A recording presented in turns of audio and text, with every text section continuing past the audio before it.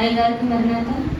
4వ మాట మార్కు సువార్త 15వ అధ్యాయము 34వ వచనం.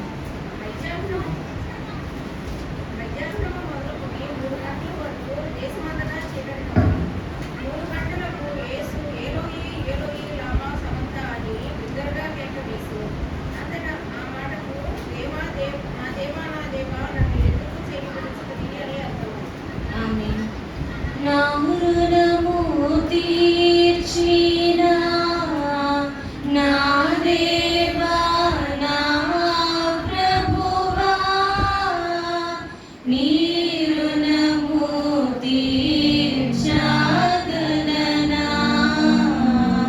నీవు నా ఋషివై బోధించి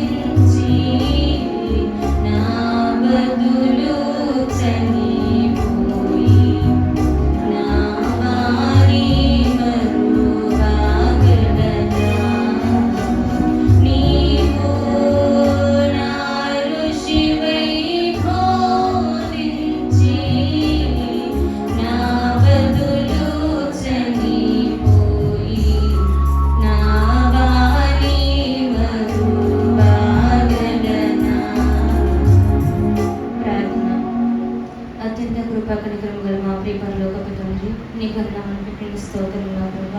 నా బదులుగా నీవు చనిపోయినందుకు నీకు ఎన్నో వేలాది వందనములు, కృతజ్ఞతా స్తోత్రములు నా ప్రభా. ఇదిగో నా ప్రభా, నీవు శివలో పలికిన 4వ మాట నేను వివరించగా నీవే నా ప్రభా నా ఋషివై బోధించమని యేసు అతి పరిశుద్ధ నామములో మిక్కిలి వినయంతో బ్రతిమలాడి వేడుకొనుచున్నాము మా ప్రియ పరలోకపు తండ్రి. ఆమేన్. 4వ మాట నా దేవా నా దేవా నన్నేలా చేయి విడిచితివి. 4వ మాట వియోగమునకు గుర్తు. వియోగము అనగా డిస్కనెక్షన్ అనమాట. డిస్కనెక్షన్ అంటే అప్పుడు వరకు స్ట్రాంగ్గా కలిసి ఉన్నది వేరే అయిపోవడాన్ని వియోగమునకు గుర్తు. అయితే సిలువలో 7 మాటలు 7 వార్తలకు గుర్తు. ఈ 7 వార్తలలో 4వ వార్త ఎడబాటు వార్త. 7 రూపములు ఉన్నాయి సిలువలో. అవి 4వ రూపము విడవబడిన రూపము.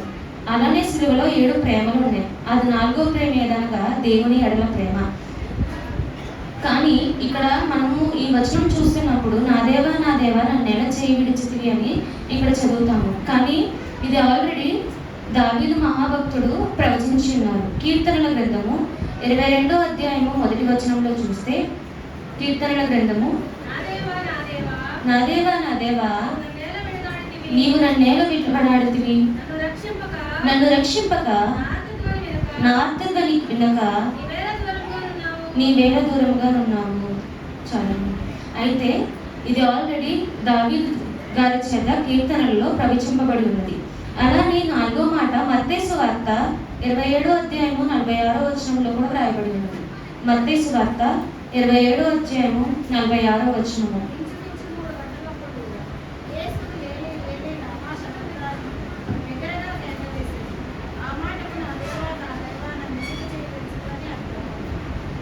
అయితే మార్కు సువార్తలో రాసినప్పుడైతే ఏలోయి ఏలోయి లామా సబక్తాని అని రాశారు. కానీ అదే మత్తయి సువార్తలో రాసినప్పుడు మాత్రం ఏలి ఏలి లామా సబక్తాని అని రాశారు.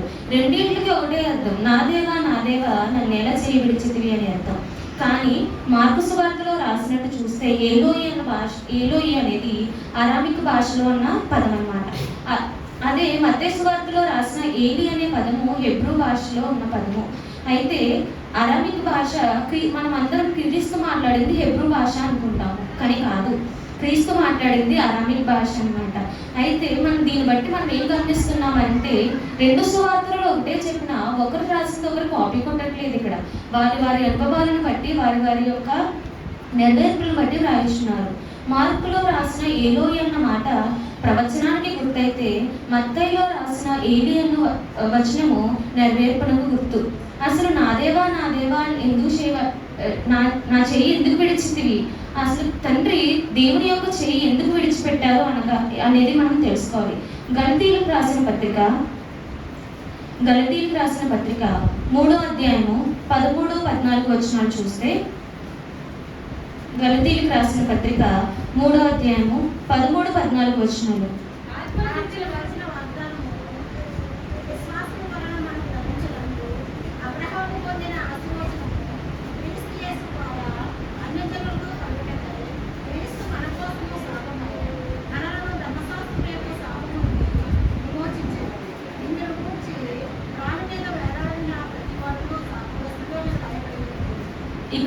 చూస్తే మ్రాను మీదన వేలాడిన ప్రతివాడును శాపగ్రస్తుడు. యేసుక్రీస్తుని మనము సిలువను మ్రానుకి వేలాడదీస్తాము. ఆయనలో ఎటువంటి పాపము లేదు. ఆయన దేవమానవుడు. ఆయన పాపం చేశారని కానీ, ఆయనలో పాపం ఉంది అని కానీ మనము చెయ్యెత్తి చూపించడానికి మనం సరిపోము. కానీ శాపము కలిగిన మ్రానికి ఆయన వేలాడదీస్తాము. ఆ శాపము కలిగిన మ్రానికి ఆయన అంటడం వల్ల అదే శాపము ఆయనకు కూడా అంటిందంట. ద్వితీయోపదేశ కాండము 21వ అధ్యాయము 23వ వచనంలో చూస్తే, ద్వితీయోపదేశ కాండము 21వ అధ్యాయము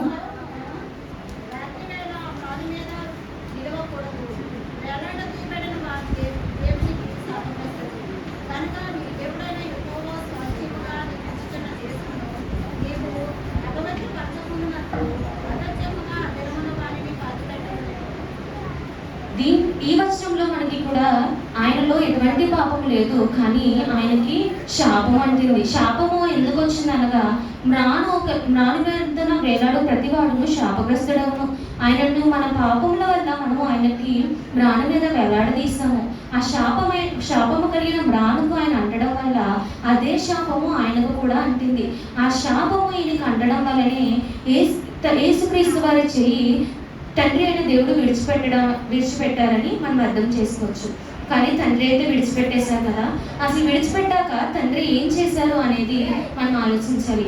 అది తెలుసుకుంటే పరలోకపు తాలపు చెవులంట ఈ 4వ మాట చెప్పే సమయంలో పరలోకపు తాలపు చెవులు సాతాను పట్టుకుని పాతాళ లోకంలోకి వెళ్ళిపోయాడంట.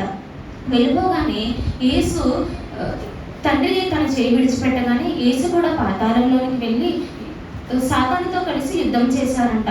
యుద్ధము ఎలా చేశారు అనగా, యెషయా గ్రంథము 63వ అధ్యాయము 3వ వచనము, ఒంటరిగా గ్రానుగను త్రొక్కితిని, జనులలో ఎవడునూ నాతో కూడా ఉండలేదు.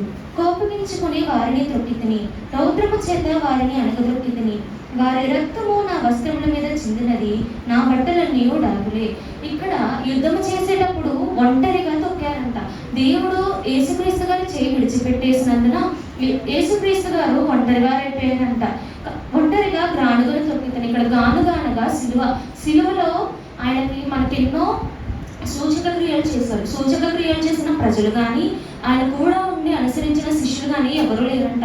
ఒంటరిగా సిలువ అనే గానుగున ఒంటరిగా తొక్కారంట.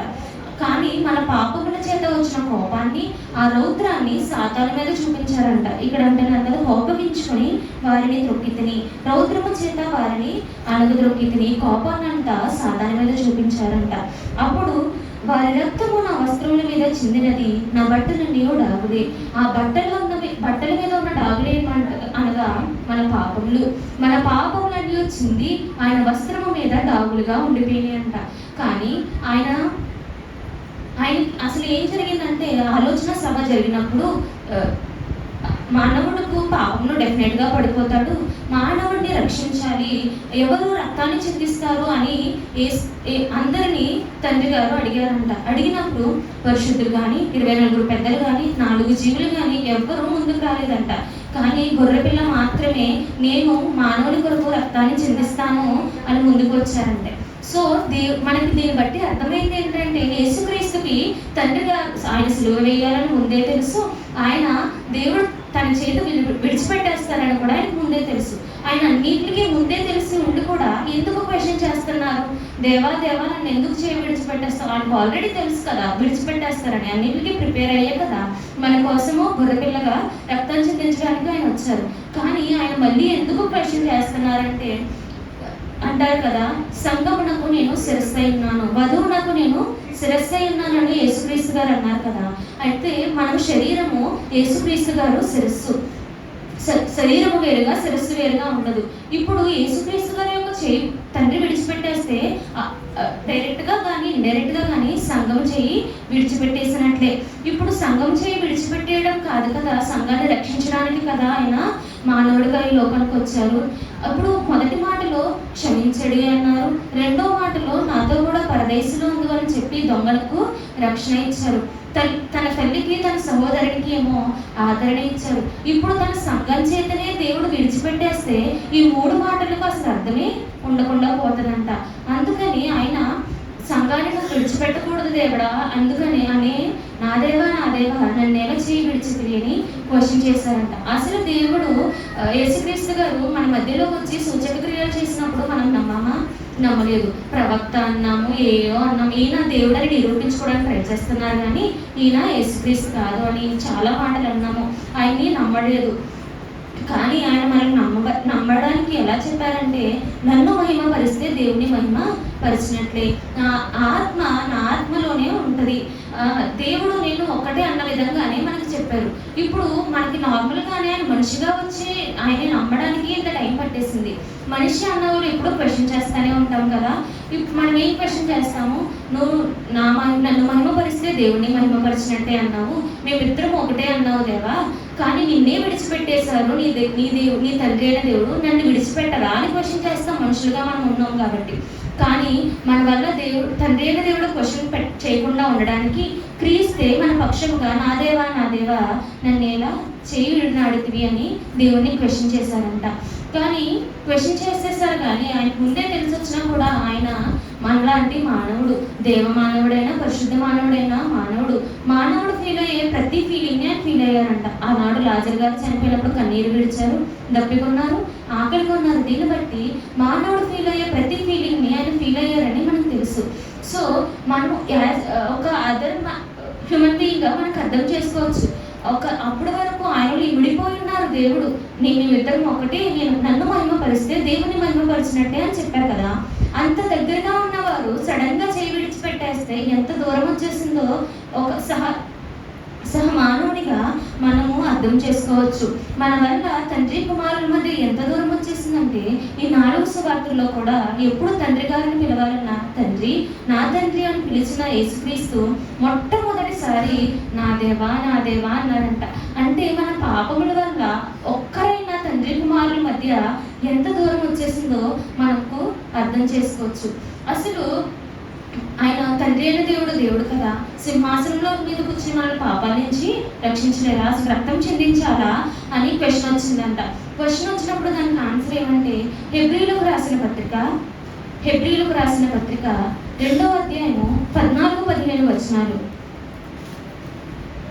కాబట్టి ఆ పిల్లలు రక్తమాంసములు కలవాలైనందున ఆ ప్రకారమే మరణము యొక్క బలము గల వానిని అనగా అపవాదిని మరణము ద్వారా నశింపచేయుటకును జీవితకాలమంతయు మరణ భయము చేత దాస్యములకు లోబడిన వారిని విడిపించుటకును ఆయన కూడా రక్తమాంసములలో పాలిపడాయెను. అప్పుడు ఐగుప్తు దేశం నుంచి ఇశ్రాయేలీయుల వారిని విడిపించుకుని వచ్చినప్పుడు ఒక్క క్షణం వారికి నీళ్ళు లేదు, ఒక్క క్షణం వారికి ఫుడ్ లేనంత మాత్రాన వాళ్ళు ఈజీగా మాట జారేశారు. ఈ మాత్రం దానికి మమ్మల్ని ఐగుప్తులో నుంచి ఇన్ని సూచక క్రియలు చేసి మరి మమ్మల్ని తీసుకురావాలా, ఈ అరణ్యంలో చంపేసేదానికి ఇంత దూరం తీసుకురావాలా, అదేదో మమ్మల్ని ఐగుప్తులోనే ఉంటే అక్కడే చనిపోదాం కదా అని ఇశ్రాయేల్ అంటే మనమే ప్రజలమే కదా, మనము ఈజీగా క్వశ్చన్ చేసేస్తాం, ఈజీగా మాట జారేస్తాం. అలా అని అందుకే తండ్రి సింహాసనం మీద పరలోకంలో కూర్చుని, మీరు సాతాన్ని వస్తాడు మిమ్మల్ని శోధించడానికి, మీరు సాతాన్ని ఇలా ఎదిరించాలి అలా ఎదిరించాలి అంటే ఈజీగా మనం మాట వదిలేస్తాం. నీకేంటి దేవా, నువ్వు ఈజీగా చెప్పేస్తావు, మేము మానవులం కదా అని ఈజీగా మాటలు వేస్తాం, మానవులమైన మనం. సో మనకి మీరు సాతాను మిమ్మల్ని ఎప్పుడు అనునిత్యమో శోధిస్తూనే ఉంటారని ఇక్కడ అన్నారు కదా. సాతాను శోధించడం అంటున్నప్పుడు మనకి ఒక ఎగ్జాంపుల్ కావాలి. ఎలా మనము ఆ సాతాను యొక్క శోధన జయించాలి అన్నదానికి మనకు ఒక ఎగ్జాంపుల్ కావాలి. మనకి ఎగ్జాంపుల్ కావాలి అని అంటే మనలాంటి ఒక మనిషి వచ్చి చేస్తే కానీ మనం దాన్ని లెక్క చేయమంట. అందుకని కేవలము మనము రక్తమాంసంలో ఉన్నవారం కాబట్టి మనకు సాతానును ఎలా జయించాలి అనే ఒక దానికి ఎగ్జాంపుల్గా సెట్ చేయడానికి ఆయన కూడా రక్తమాంసంలో పాలివారై మనకి ఎలా జయించాలో నేర్పించారనమాట. అయితే ఆయన సిలువ వేశారు, రక్తం చిందించారు, మన పాపాల నుంచి రక్షించడానికి కదా రక్తం చిందించారు. కానీ ఈ రోజు వరకు కూడా మనం పాపం చేస్తూనే ఉన్నాం కదా. అసలు సిలువ వేసడానికి ఎందుకు? ఆయన సిలువ వేసినా కూడా మనలో పాపం ఉన్నది, మనం ఇంకా పాపం చేస్తూ ఉన్నాము అని అంటే ఇందాక చెప్పాను కదా, ఆ వస్త్రము మీద డాగులు పడ్డాయంట. ఆయన సిలువ ఒంటరిగా గానుగలు త్రొక్కినప్పుడు ఆ వస్త్రము మీద, తన వస్త్రం మీద డాగులు పడ్డాయి. ఆ డాగులే పాపము. కానీ ఎంత పాపిష్టులం అంటే మనము ఆ పాపం అంటుకున్న వస్త్రాన్ని కూడా మనం చీట్లు వేసుకున్నాం. ఆ చీట్లు వేసుకుని ఇది నాకు అని పంచుకున్నాం. ఆ పాపాన్ని ఆయనతో పాటు తీసుకెళ్ళిపోవలసిన పాపాన్ని కూడా పంచుకొని మన దగ్గర ఉంచేసుకున్నామంట.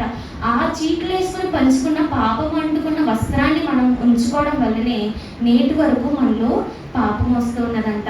అయితే మనం ప్రతిసారి 4వ మాట మాట్లాడుకున్నప్పుడు తండ్రి విడిచిపెట్టేశారు, యేసుక్రీస్తు ఒంటరిగా లేపాడు అని యేసుక్రీస్తు గారి గురించి మాట్లాడుకుంటాం, కానీ తండ్రి అయిన దేవుడి గురించి ఎక్కువగా మాట్లాడుకోమంట. ఎందుకంటే యేసుక్రీస్తు గారు తండ్రికి ఎంత దగ్గరో, యేసుక్రీస్తు గారికి తండ్రి అంటే ఎంత ఇష్టమో, తండ్రికి కూడా యేసుక్రీస్తు గారు అంటే అంతే ఇష్టం. సేమ్ అమౌంట్ ఆఫ్ ఈక్వల్గా కూడా ఉంటుంది వాళ్ళ ఇద్దరి మధ్య. కానీ తండ్రి మన కోసము తన కుమారుని ఇచ్చేశారంట. ఎందుకంటే ఆనాడు అబ్రహాము గారికి దేవుడు వాగ్దానం చేశారు, నిన్ను విడువను ఎడబాయను, బూదిగంతముల వరకు నీకు తోడుగా ఉంటానని. సంఘమును దేవుడు ఎంతో ప్రేమించారంట. ఎంత ప్రేమించారు అంటే తన అద్వితీయ స్వంత కుమారుని కూడా మన కోసం విడిచిపెట్టేసే అంత ప్రేమించారంట. అయితే యెషయా గ్రంథము 53వ అధ్యాయము 10వ వచనం. యెషయా గ్రంథము 53వ అధ్యాయము 10. ఆయనని నలుగుగొట్టుటకు యెహోవాకు ఇష్టమైన చాలన. అయితే మన మీద ఎంత ప్రేమ అంటే ఆయనకి తన అద్వితీయ సొంత కుమారుని ఎంత ఇష్టం అంటే, ఇదిగో నా ప్రియ కుమారుడు, ఈయన ద్వారా నేను ఆనందిస్తున్నాను, ఈయనే నా గర్భము, ఈయన వల్లనే నాకు ప్రతిష్టత అని సాక్ష్యం ఇచ్చిన తన సొంత కుమారుని కూడా మన కోసము నలగొట్టడానికి విడిచిపెట్టేశారంట దేవుడు. ఇదిగో నాకు నా సంఘమే కావాలి, నీకంటే నాకు నా సంఘమే ఎక్కువ అన్నట్లు సంఘం కోసము ఆయన నలగొట్టడానికి కూడా తండ్రి ఇష్టపడ్డారంట. మొదటి యోహాను పత్రికలో, యోహాను రాసిన మొదటి పత్రిక 4వ అధ్యాయము 9-10 వచనాలు చూస్తే, మనము ఆయన ద్వారా జీవించినట్లు దేవుడు తన అద్వితీయ కుమారుని లోకములోనికి పంపెను. దీని వలన దేవుడు మన యందుంచిన ప్రేమ ప్రత్యక్షపరచబడెను.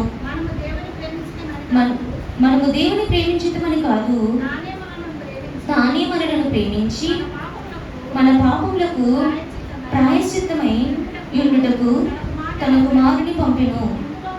ఇందులో ప్రేమ ఉన్నది చాలండి. అంటే ఇక్కడ మనకి యోహాను గారు ఏం చెప్తున్నారు, దేవుడు మన మీద ప్రేమను కనపరుచుకోవడానికి మాత్రమే తన కుమారుని విడిచిపెట్టారంట. అసలు ఇందాక మనం చదువుకున్న వాక్యంలో ఉన్నది, అంటే నిజాయితీగా ఉన్న భక్తిపరుల కోసం సిలువ వేయడమే చాలా అసాధ్యం. వాళ్ళ గురించి మనం ఎవరికి ముందుకెళ్ళాం. అలాంటిది ఆయన సిలువ వేసినా ఇంకనూ పాపం చేస్తూనే వచ్చిన మనలాంటి వారి కోసం, ఆయన నమ్మని లాంటి వారి కోసం ఆయన తన స్వంత కుమారుని విడిచిపెట్టేశారంట. అంటే ఇలాంటి వారి కోసమా నేను నా స్వంత కుమారుని నలగొట్టడానికి ఇష్టపడ్డాను అని దేవుడు తన తానే క్వశ్చన్ చేసుకునేలాగా మనం ఈరోజు బిహేవ్ చేస్తున్నాము. అండ్ ఇలాంటి వారి కోసమా, ఎంత చేసినా నేను పాపము వదలని వారి కోసమా నేను నా స్వంత కుమారుణ్ణి దుష్టుల చేతికి అప్పగించేసి నలుగుగొట్టడానికి ఇష్టపడ్డాను అని దేవుడు తనలో తాను క్వశ్చన్ చేసుకుంటూ ఉన్నారంట మనం చేసిన పాపాలను బట్టి. అయితే తండ్రి అయిన దేవుడు మనల్ని చూస్ చేసుకున్నారు కదా తన సొంత కుమారుని బట్టి. ఎప్పుడైనా మనం ప్రేమించిన వాళ్ళ దగ్గర నుంచి మనం ఏమైనా ఎక్స్పెక్ట్ చేస్తాం? మహా అయితే కొంచెమంత సమయం ఎక్స్పెక్ట్ చేస్తాం. అలానే తండ్రి అయిన దేవుడు కూడా మన దగ్గర నుంచి ఎక్స్పెక్ట్ చేసేది కొంచెం సమయం అంట. యోబు గారు అన్నారు కదా, ఆయనే నాతో మాట్లాడిన మేలు, ఆయనతే నాతో వ్యాజ్యమాడిన వేలు, ఆయనే నాకు జ్ఞాన రహస్యములను తెలియజేసిన మేలు అని. అలానే తండ్రి అయిన దేవుడు కూడా నా వధువు సంఘము నాతో కొంచెం సేపు మాట్లాడితే చాలు, నాతో కొంచెం సేపు ముచ్చటిస్తే చాలు అని చాలా ఆశగా ఉండేవారంట. ఎంత ఆశగా ఉండేవారంటే ప్రతిరోజు సాయంత్రం ఏదేను వనంలోకి వెళ్ళేవారంట ఆదాము అవ్వగారులతో ముచ్చరించడానికి. ఆయన మనతో సమయాన్ని స్పెండ్ చేయడానికి అంత ఆశపడుతూ ఉన్నారంట. కానీ మనము ఆయనకి ఇవ్వగలిగిన సమయం కూడా ఇవ్వలేము సరికదా. ఆయన తన స్వంత కుమారుణ్ణి ఇచ్చేశాడు. మనకి ఇంకా ఏమివ్వడు? తన ఇష్టంగా చూసుకున్న తనలో ఒక భాగమైన తన స్వంత కుమారుణ్ణి ఇచ్చేసిన దేవుడు నీ అవసరాలను ఎందుకు తీర్చలేడు అని మనకి ఆయన మీద విశ్వాసం లేదు, ఆయన మీద భరోసా లేదు. నా దేవుడే చూచుకొనన్న నమ్మకము మనకు లేదు. రోమీయులకు రాసిన పత్రిక రోమీయులకు రాసిన పత్రిక 8వ అధ్యాయము 31-32 వచనాలు చూస్తే, ఎట్లుండగా ఏముండును? దేవుడు మన పక్షమున ఉండగా మనకు విరోధి ఎవడు?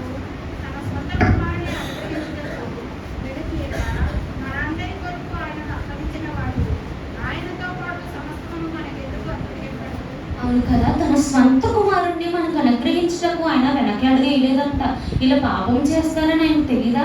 ఇలా పాపం చేస్తారని తెలిసి కూడా మనం ఎంతగా ప్రేమించారంటే ఒక్క క్షణం కూడా ఆలోచించి ఒక్కసారి కూడా బ్యాక్ స్టెప్ వేయలేదంట. మన సొంత కుమారుని కూడా నలగొట్టడానికి ఇష్టపడ్డారు మన కోసము. అలాంటి తన సొంత కుమారుణ్ణే మన కోసం బలియాగముగా ఇచ్చేసిన దేవుడు మనకి ఇంకేమివ్వరు? మనం ఆయన మీద ఎందుకని విశ్వాసం ఉంచట్లేదు? అసలు 4వ మాట విశ్వాసాన్ని చూపిస్తుంది అనమాట. దేవుణ్ణి మనం విశ్వసించాలి అని మనం తెలుసుకోవాలి. అసలు ఆయన్ని ఇంత ప్రతి దానికి భయపడతాం కదా మనం. చిన్నగా ఏమన్నా అయితే ఇది ఏమవుతుంది, అది ఏమవుతుంది అని ఎప్పుడు భయపడుతూనే ఉంటాం. ఒక్కసారి ఆ రోజు గెత్సెమనే వనములో దేవుడు పాత్రలో తన బాధనంతా వేసి దేవుని చిత్తానికి అప్పగించేసినట్లు ప్రతిదీ మన బాధలను కానీ మన సంతోషాన్ని కానీ మన హృదయాన్ని ఒక పాత్రగా మలచి ఆ పరమ కుమారి వంటి దేవుడికి ఇచ్చేసి, దేవా ఇదిగో నా ప్రభా నీ చేతిలోకి ఇచ్చేస్తున్నానయ్యా, నీ ఇష్టం నా ప్రభా, ఈ మోసకరమైన హృదయము నాకొద్దు, నీ చిత్తంలో మలుచుకో, ఇది ఏం జరగాలంటే అదే నీ చిత్త ప్రకారం జరిగించు అని దేవుని మీద విశ్వాసం ఉంచేసాం అనుకోండి, అన్నీ జరుగుతాయంట. తన స్వంత కుమారుణ్ణి ఇవ్వడానికి వెనకాడని దేవుడు దేనికైనా నీకు ఏం లోటు ఉంచుతారు? తిండికి లోటు ఉంచుతారా? నీ అవసరాలకు లోటు ఉంచుతారా? ఏ లోటుపాట్లు లేకుండా మిమ్మల్ని అనాథలుగా విడిచిపెట్టని వాగ్దానం చేసిన గొప్ప దేవుడు కదా మన దేవుడు. ఆయన మీద ఒక్కసారిగా మనం విశ్వాసం ఉంచుదామండి. ఇప్పటి వరకు మనకు విశ్వాసం లేదు, అందుకే మనకు భయము, అందుకే మనం ఏమవుతుందో అని బాధ, అందుకే మనకి ఇప్పటి వరకు మనం కన్నీరు కార్చుతూనే ఉన్నాము. కానీ ఒక్కసారి దేవుని చేతిలోనికి మన హృదయాన్ని అప్పగించేద్దాము, ఆయన్ని విశ్వసించుదాము. మన అయ్యగారు అన్నారు కదా, విశ్వమంతుడిని గావించిన తండ్రి నీ విశ్వాసాన్ని గావించలేడా అని. అలానే మనకి ఎలా అంటే ఎంత దౌర్భాగ్యంలో ఉన్నామంటే అసలు దేవుణ్ణి ఎలా విశ్వసించాలో కూడా మనకు తెలియదు. ఈ టైంలో దేవుడికి అప్పగించేయాలి అని కూడా మనకి తెలియదు. అది కూడా ఆయన్ని అడగాలి, దేవా నువ్వు విశ్వాసం అంతటిని గావించావు కదా, నా విశ్వాసాన్ని కూడా నువ్వే గావించు, నిన్ను విశ్వసించే విశ్వాసాన్ని నాకు దయచేయండి అని దేవుణ్ణి ప్రార్థన చేయాలంట. అలానే మనం ఎప్పుడు దేవుని చిత్తం నెరవేర్చేవాడుగా ఉండాలంట. అట్టి ధన్యత దేవుడు మనందరికీ దయచేయను గనుక ఆమేన్. పరిశుద్ధుడా నీకు అనేక వందనములు, స్తోత్రములు నా దేవా. నీవిచ్చిన మాటలు సెలవిచ్చడానికి నా ప్రభా, వివరించడానికి నాకు దయచేసిన కృపను బట్టి నేను వేలాది వందనములు